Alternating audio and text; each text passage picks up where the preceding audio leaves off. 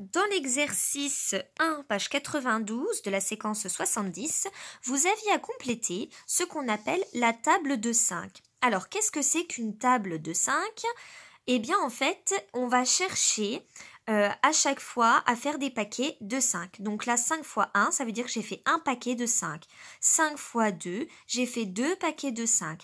5 fois 3, j'ai fait 3 paquets de 5.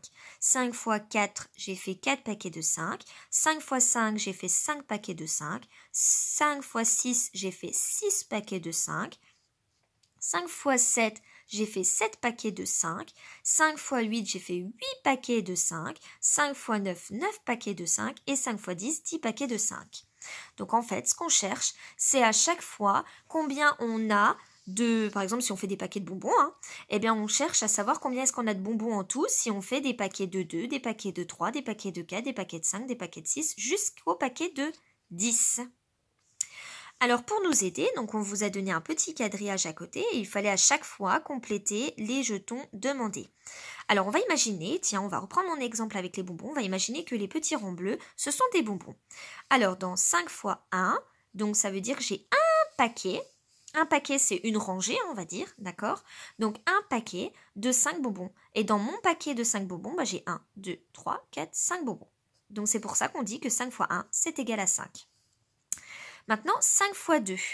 Donc, c'est 2 paquets de 5 bonbons, d'accord? Donc, c'est le paquet que j'avais avant et je rajoute encore 5 bonbons. C'est pour ça que, regardez, je vous ai fait un petit crochet orange pour vous dire c'est tout ça que je compte. Donc, c'est 5 et encore 5, ça fait 10.